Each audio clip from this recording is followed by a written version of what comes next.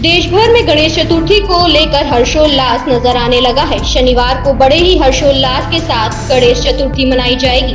पूरे देश में इस पर्व को लेकर रौनक देखने लायक होगी।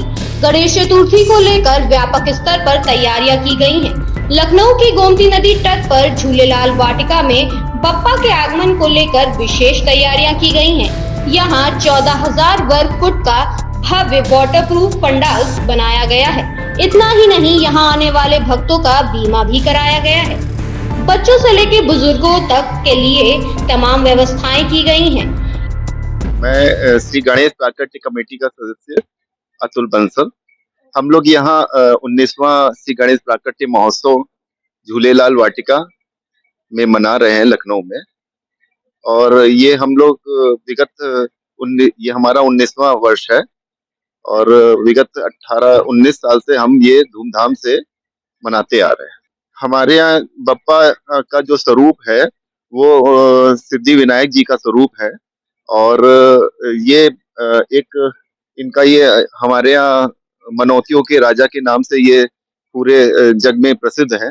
और ये एक महल नुमा हमने एक पंडाल सजाया है उनके लिए, जहाँ पे पूरे विधि विधान से हम 10 दिन तक उनका लड्डू का भोग लगाएंगे और उनका पूर्ण रूप से पूजन अर्चन करेंगे। पंडाल ये हमारा पंडाल 14,000 स्क्वायर फीट का वाटरप्रूफ पंडाल है और इसमें स्त्री और पुरुषों के लिए अलग अलग बैठने की व्यवस्था है और बाहर भी बुजुर्गों जो भी बैठ नहीं सकते उनके लिए हमने चेयर की व्यवस्था करी है बैठने के लिए। यहाँ पे पूरा बच्चों के लिए गेम जोन है और उनके लिए झूले की व्यवस्था है जिससे कि वो उसका घूम सके कर सके। और यहाँ पे हमने फूड कोर्ट की भी व्यवस्था की है। सारे तरह के व्यंजन रहेंगे जितने भी रहते हैं, चाहे इंडियन, ये नॉर्थ इंडियन है, साउथ इंडियन है, जो भी कुछ है सब जो है रहेगा।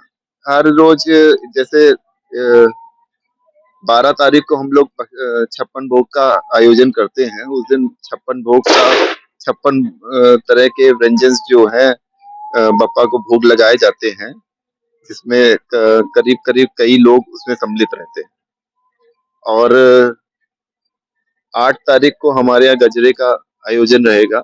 उस दिन गजरा जो है पापा को चढ़ाया जाता है। एक दिन हमारे यहाँ 108 किलो का बड़ा मोदक चढ़ाया जाएगा जो कि 16 तारीख को चढ़ाया जाएगा। कल जो है 9:30 बजे स्थापना रहेगी, पूरा पूजन अर्चन रहेगा सवेरे प्रातः 9:30 बजे और शाम को 6 बजे आरती होगी और उसके बाद जो भी सांस्कृतिक कार्यक्रम होंगे वो 7 बजे से शुरू होंगे। 7 बजे से करीब करीब 10 साढ़े 10 तक कार्यक्रम रहता है। इसमें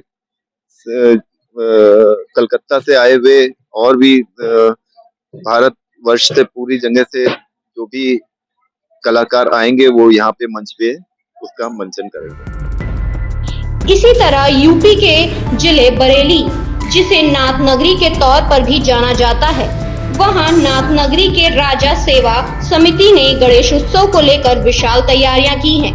नाथ नगरी के राजा के पंडाल भिखारी खत्रियान ने इस बार निःशुल्क मूर्ति वितरण की जाएंगी। श्री शिव शक्ति दुर्गा जी धाम मंदिर चौक में नाथ नगरी के राजा का पंडाल सजाया जाएगा, जहां हर दिन बप्पा के लिए अलग अलग कार्यक्रम आयोजित किए जाएंगे। बरेली में विश्व हिंदू परिषद ने एक प्रेस कॉन्फ्रेंस की। इस प्रेस कॉन्फ्रेंस में हिंदू परिषद के सदस्य आशु अग्रवाल ने तौकीर रजा को लेकर भी बयान दिया। आशु अग्रवाल ने कहा कि मौलाना तौकीर रजा के घर के ठीक पीछे प्रेस कॉन्फ्रेंस की जा रही है। वह सिर्फ अपनी राजनीति को चमकाने को लेकर तरह तरह की बयानबाजी करते रहते हैं। देखिए आशु अग्रवाल ने क्या कहा। तौकीर रजा खां के क्षेत्र में इस समय मैं बैठा हुआ हूं और आज बहुत व्यस्तता थी, लेकिन कैसे भी मेरे को यहां पर आना ज़रूरी था। ठीक जहां मैं बैठा हूं उसके ठीक पीछे एक ही साइड में उसका घर है। हम लोग पिछले 1 वर्ष से बहुत बड़ी तैयारी कर रहे हैं। उसको करनी है राजनीति। वो जब भी उसकी राजनीति थोड़ी सी डल होती है तो वो एक नया शगुफा लेके और एक ऐसा तड़कता भड़कता बयान देता है। लेकिन हम एक संगठन है, हम 60 वर्ष से काम कर रहे हैं। हमको पता है कि काम कैसे करना है।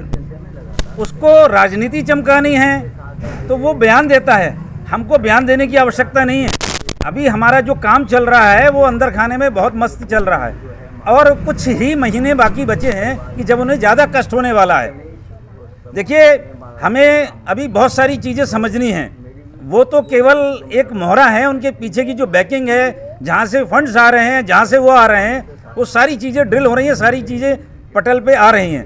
बहुत जल्दी बरेली की जनता को ऐसे एक आतिताई से रिलीफ मिलने वाला है, आराम मिलने वाला है, जो हर बार हमारे नगर की स्थिति को, हमारे नगर के अमन व अमान को खराब करता है। आप इतिहास उठा, ये जातिवाद ख़त्म करने के लिए नाथ नगरी के राजा के दरबार में पिछले 2 वर्षों से यहाँ पर ज्योति रथ लेकर के लोग आते हैं, जो कि अपने अपने क्षेत्र, अपने अपने मोहल्ले से लेकर के आते हैं। यहाँ पर जैसे कि हमारी सोच को जाति के आधार पर बांट दिया गया कि वाल्मीकि समाज का व्यक्ति हमारे मंदिरों में पूजा सेवा नहीं करेगा,